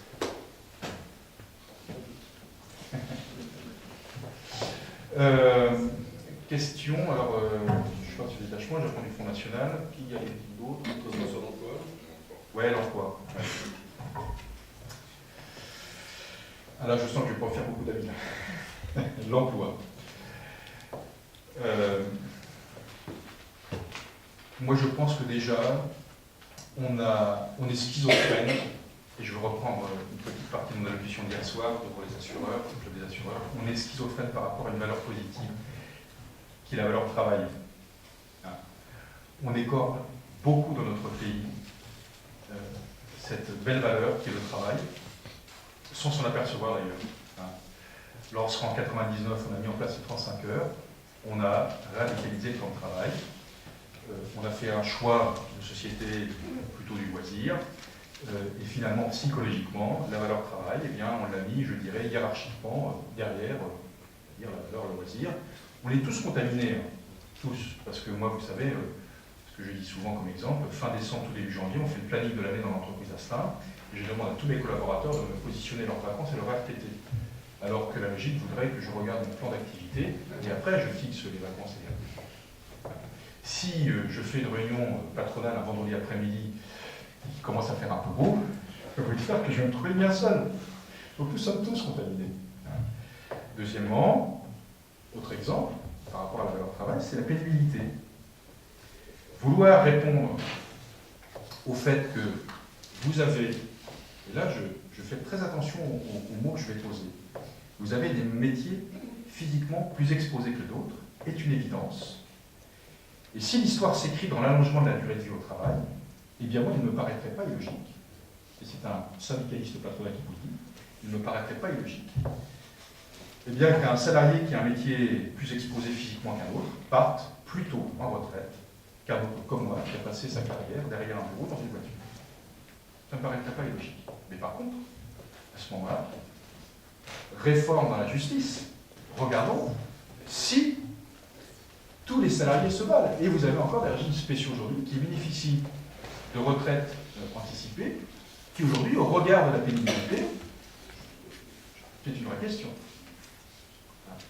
Et donc, lorsque je fais ma réunion d'intégration dans l'entreprise Astin avec tous mes apprentis, que je leur vends l'entreprise, que je leur vends un projet professionnel, si à la fin de la journée, je leur dis, écoutez, j'ai oublié de vous dire, mais vous avez une fiche pénibilité à remplir parce que vous allez épouser un métier pénible. Ça tue l'amour. Comment voulez-vous donner envie aux jeunes de ce pays de rentrer dans la vie active si on parle du travail comme on en parle dans notre pays? Je pense que nous faisons tous une erreur tragique de parler d'une façon aussi négative du travail, alors que je ne connais rien d'autre aussi positif pour mettre un homme debout, avec un grand H. Voilà. Donc déjà, l'emploi, eh bien ça fait partie de ça. Il faut donner envie aux jeunes de rentrer dans la vie active. Et je fais toujours attention de parler positivement de mon métier. On dirait que c'est peut-être plus facile pour moi que pour les autres. Mais on a une tendance dans notre pays tout le temps à être ronchon. Je vous le dis à tous, parlez positivement de ce que vous faites aux jeunes. C'est très important, il faut leur donner envie de grandir. Voilà. Donc ça, c'est un premier point. Et je pense que c'est très important. C'est peut-être psychologique, mais c'est important. Le deuxième point, et là, ça va un petit peu se corser, c'est que, je vous le disais tout à l'heure, plus c'est dur à la sortie, plus c'est compliqué à l'entrée. Voilà. Et lorsque tous ces chefs d'entreprise que je croise régulièrement, combien de fois, et ça c'est récurrent, j'ai un chef d'entreprise qui prend le micro ou qui vient voir, qui me dit écoute François, j'ai eu un prud'homme récemment ou il y a longtemps et pendant 3 ans j'en ai pas dormi. À l'arrivée, j'ai déposé le bilan, ou à l'arrivée, j'ai foutu 2 ans d'économie dans la boutique parce que pour payer le prud'homme, j'étais complètement à sec. C'est le genre de témoignage, je peux vous assurer, c'est récurrent. Et qu'est-ce qui se passe quand on témoigne comme ça? D'abord, lui, le chef d'entreprise, il est vacciné à lutte contre l'emploi, c'est-à-dire que, comme il dit, je ne veux plus m'emmerder avec les salariés, et puis il contamine tous ses copains. Voilà. Et ça, on arrive à en sortir. Voilà. C'est-à-dire que nous sommes finalement dans un pays où le marché de l'emploi est complètement sclérosé. J'ai 51 ans, j'ai des amis super niveau qui aujourd'hui sont au chômage. Ça le temps hein, pour retrouver du boulot. Et pourtant, c'est des bons. Hein. Comment expliquer que dans un pays aussi développé comme la France, quand on a des compétences intéressantes, qu'on n'arrive pas à rebondir, ça c'est un vrai sujet. Et si on n'arrive pas à rebondir, eh bien c'est que plus c'est compliqué à la sortie, plus ça sera compliqué à l'entrée. Voilà. Et c'est là où, avec les partenaires sociaux, eh bien, la vision est peut-être complètement différente. Ce que je veux bien comprendre, hein, peut-être que si j'avais un statut de salarié, je verrais les choses différemment, je ne sais pas. Mais moi, je vous dis simplement comment fonctionne psychologiquement un patron de PME, et le vrai sujet, il est là. C'est-à-dire que si, par exemple, lorsqu'il faut se séparer, il faudrait que ça soit certes pas un drame pour le salarié, mais non plus pour l'entreprise. Voilà. Et lorsqu'on a besoin de réduire la voilure, si jamais il y a un grain de sable qui commence à rentrer, je dirais, dans le plan de réduction de la voilure, eh bien là, la PME est directement, immédiatement, en très grand danger de survie. Du coup, ça tétanise complètement l'envie d'embaucher. On a un formalisme qui est complètement excessif, c'est-à-dire que la forme prend le pas sur le fond, bien souvent. Alors effectivement, là je touche des sujets extrêmement sensibles et j'accepte tout à fait qu'on ne soit pas d'accord, je comprends tout à fait parce qu'on touche vraiment des sujets extrêmement sensibles. Mais moi, je vous dis les choses telles que je le ressens, j'accepte d'être mis en contradiction. Et ce que je constate, c'est que les pays qui ont un marché dynamique de l'emploi, c'est des pays qui ont accepté un petit peu moins de sécurité pour retrouver de la liberté. Ah, bah écoutez, mettez-vous à votre compte, vous verrez. Non, mais ah, non, mais... Attendez, vous parlez des prud'hommes, ça représente même plus 5%. Vous avez 600 000 ruptures par an et environ 200 000 prud'hommes, donc c'est pas 5% des ruptures. Donc, non mais attendez, je ne suis pas en train de vous dire qu'il faut tout déréguler, je ne suis pas en train de vous dire que s'il y a rupture, il n'y a pas, entre guillemets, compensation ou indemnisation. Non, mais je vous dis simplement qu'il faut essayer de simplifier tout ça et de faire en sorte que si rupture il y a, ça ne soit certes pas un drame pour le salarié, mais non plus pour l'entreprise. Voilà. Et je pense que nous sommes dans une situation extrêmement inconfortable les uns les autres, où aujourd'hui, vous avez des chefs d'entreprise qui se refusent d'embaucher. Et ça, c'est dramatique. Il y a des raisons vraiment objectives. Voilà. Les branches. Les branches. Alors, comment réduire le nombre de branches? J'ai dit la fragmentation. La fragmentation. C'est administratif. Alors, il suffit par exemple que le gouvernement décide de poser un curseur, je ne sais pas, à un nombre de salariés, à un nombre d'adhérents. Solution administrative. Ça, c'est la solution administrative. C'est pas très glorieux. Bon. Ceci dit, ça fait maintenant 2 ou 3 ans que les branches savent qu'il faille qu'elles entament ce mouvement de regroupement, et ça fonctionne pas bien, très lentement. Voilà. Et je suis en train de penser qu'à travers ce regroupement de branches, bon, vous me direz, il y a a priori 700 en France, je ne sais pas compter. Non, il y a 960 conventions collectives qui constituent des branches. De fait, c'est comme ça que ça marche. Il ne faudrait pas, d'un autre côté, que, entre guillemets, le regroupement de branches fasse que les plus importants viennent manger les plus petites, alors que certaines petites branches ont des choses précieuses et des spécificités intéressantes qu'il ne faudrait pas donner. Donc ça, je pense que c'est un écueil qu'il faudrait éviter. Et puis, je suis en train de me poser la question, mais ce foisonnement de branches, il embête qui? Qu'est-ce qui nous empêche de le faire? Il y a plusieurs points, on pourrait en énumérer de nombreux. D'abord, ça signifie que des branches ont très peu de moyens et qu'elles ne vivent que des relations qu'elles ont avec la formation professionnelle, pour faire bref, n'est-ce pas, je n'ai pas assisté, ou avec les pouvoirs publics, elles sont nombreuses. Ça signifie que la couverture conventionnelle des salariés en France n'est maximale que parce que les pouvoirs publics recourent à la procédure de l'extension. S'il n'y avait pas la procédure d'extension, la couverture conventionnelle en France serait inférieure à ce qu'elle est actuellement en Allemagne, où il n'y a pas la procédure, etc., etc. Il y a beaucoup de conséquences à cela. Et je ne parle pas des conséquences sur l'administration des avocats. Oui, quand même. Oui. Non, non, mais... Juste un petit mot de... Oui.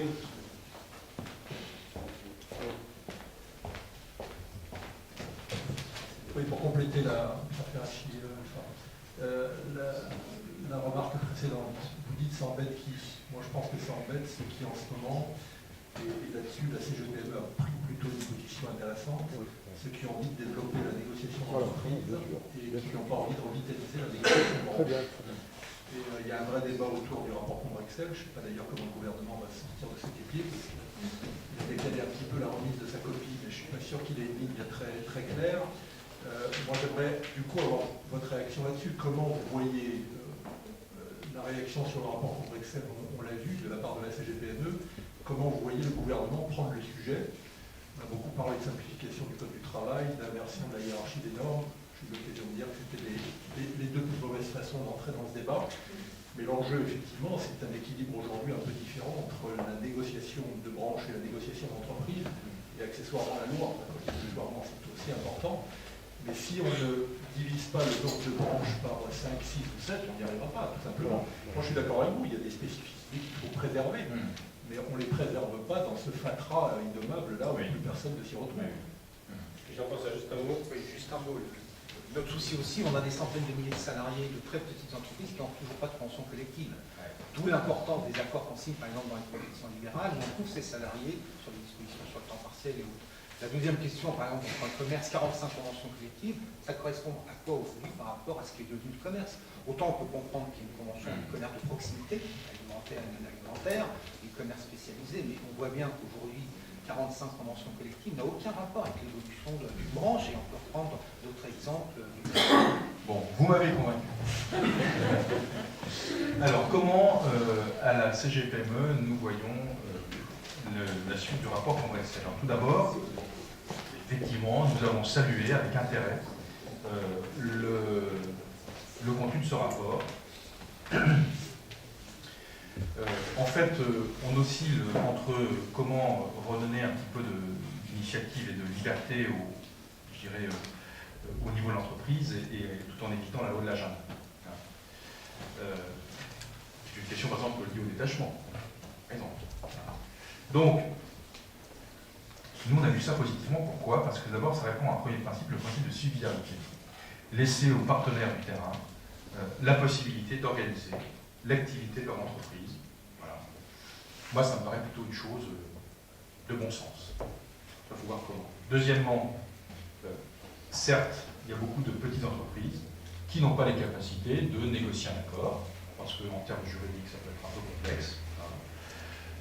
Et donc là, qu'il y ait le principe de suppléance, que la branche professionnelle soit au milieu du dispositif pour signer au nom de tout un secteur d'activité eh bien, des accords, eh bien, évidemment, c'est ça, il faut absolument s'appuyer là-dessus. Donc les branches ont une position extrêmement prépondérante, et s'il faut en passer par effectivement un renforcement des branches pour qu'elles soient regroupées, eh bien, là aussi, moi, ça me paraît plutôt une chose de bon sens.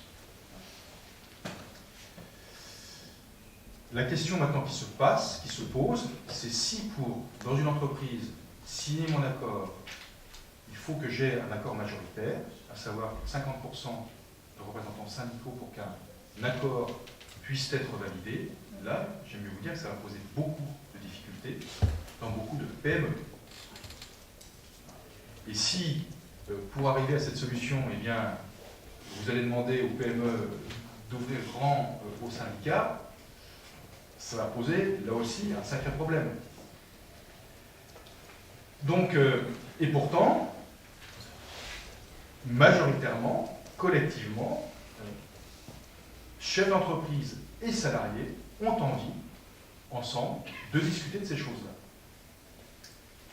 Tout en faisant en sorte d'éviter ce que je rappelle, la loi de la jungle. Si demain, moi, mon concurrent a une capacité de négocier un accord qui fait qu'il devient d'un seul coup, je ne sais pas moi, 10%, 20% plus compétitif que moi, et que moi, c'est mon entreprise, j'arrive pas à m'entendre pour être... Effectivement, on va aller, entre guillemets, vers du moins-disant social, et ça va être la catastrophe.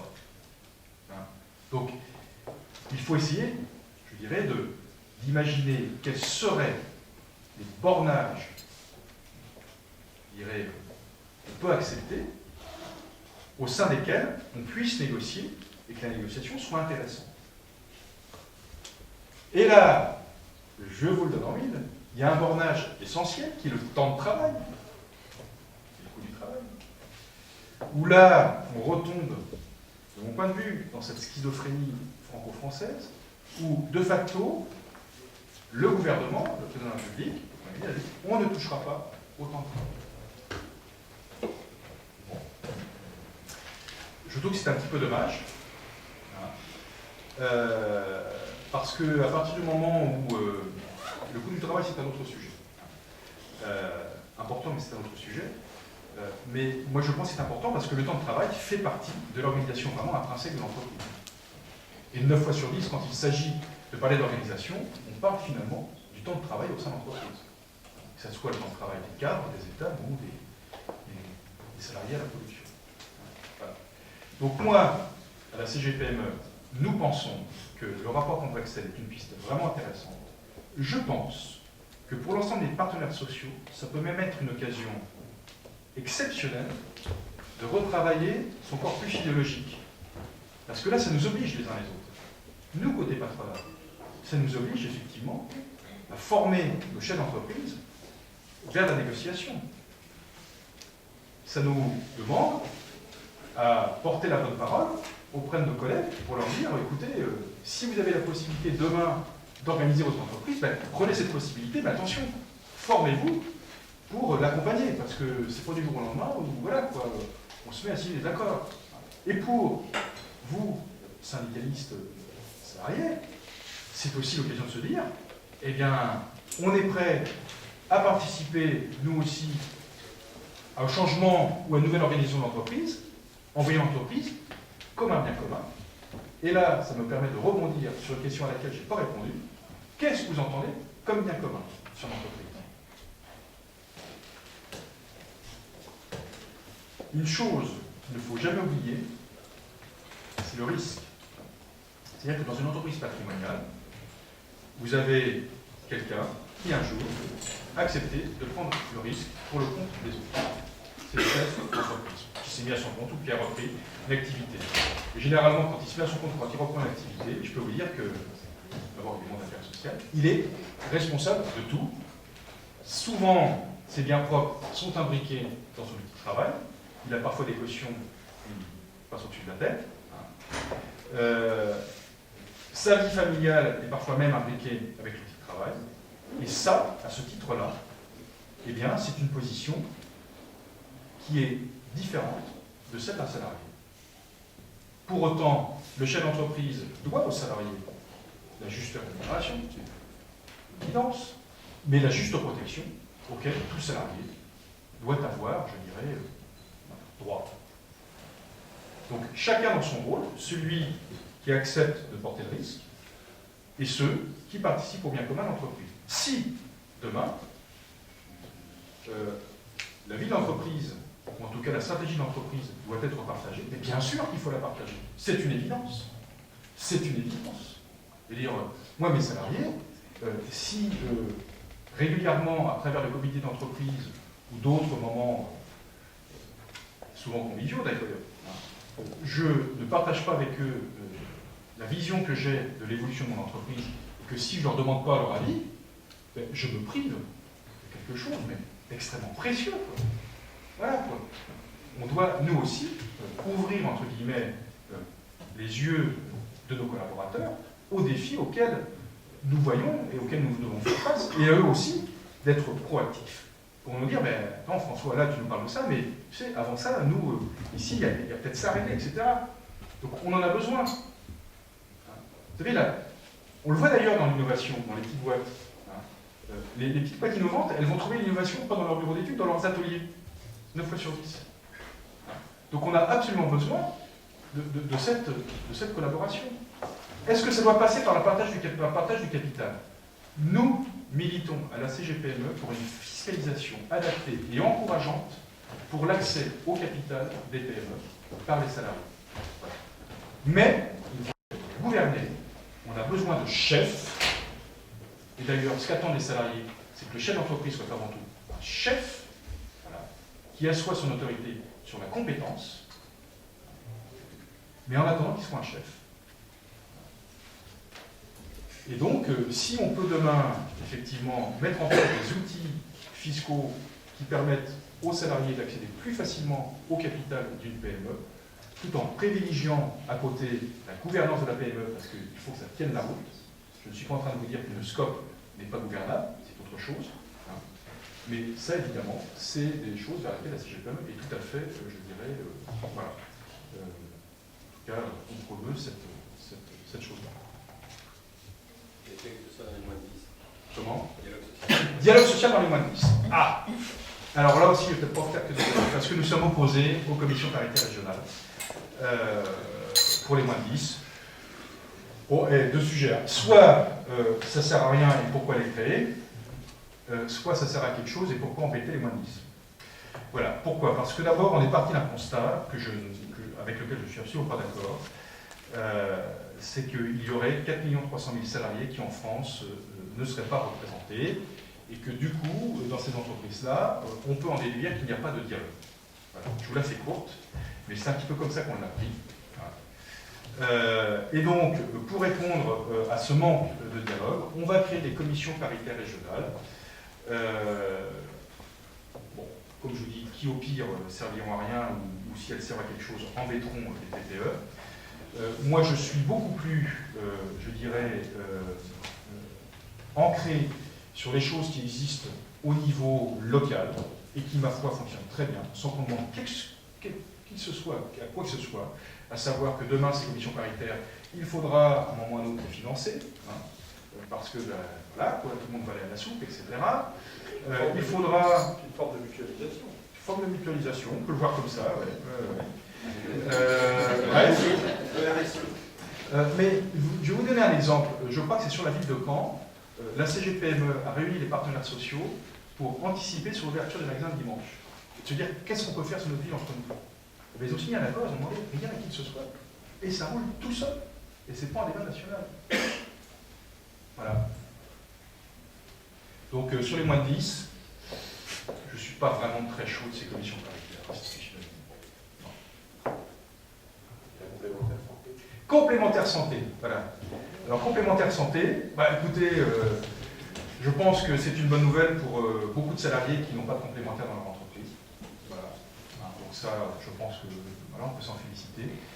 Il ne faudrait pas que ça donne demain l'envie au gouvernement de se désengager de la couverture sociale pour laisser la patate chaude aux partenaires sociaux. C'est quand même un danger, même un grand danger là-dessus. Quand on connaît le courage des politiques, tout bouge. Voilà. Les entrepreneurs sont absolument pas préparés. Alors ça, c'est une vraie question, c'est-à-dire que nous, on fait beaucoup de réunions d'information, mais on constate que beaucoup de TPE sont en train de découvrir la chose. Voilà. Donc je peux vous dire que là, on va mettre la gomme, et non seulement on va mettre la gomme, c'est qu'à la CGPME, on a négocié en fait un accord balai pour toutes les TPE qui ne seraient pas couvertes dans leur branche professionnelle par une mutuelle. Nous avons négocié pour elles et pour leurs salariés, donc pour les travailleurs indépendants et pour leurs salariés, eh bien, une mutuelle. Les deux acteurs qui ont été retenus suite à un appel d'offres, c'est Harmonie et April. Une mutuelle qui permettra, dans des conditions financières tout à fait intéressantes, de couvrir leurs salariés et eux-mêmes, travailleurs indépendants, qui veulent se couvrir. Voilà. Alors cette mutuelle ne pourra pas fonctionner si l'entreprise est dans un secteur qui est déjà couvert par un accord de mutuelle, etc. Voilà. Dernier point, les règles de négo interpro. Ouais, règles de négo interpro, bah oui, c'est-à-dire que là, il faut que ça change, c'est bien évident. C'est-à-dire qu'il faut que chacun ait droit à chapitre à la parole. Si on n'est pas d'accord, si tout de suite, de facto, on est exclu de la négo, c'est pour ça qu'on n'était pas d'accord sur la MDS originale. Donc au départ sur la MDS, on nous a complètement cornerisé, et puis à l'arrivée, on a vu que c'était un échec cuisant pour tout le monde. Donc je crois que là encore, la question c'est comment apprendre à partager. C'est tout ça. Très bien, ben, merci.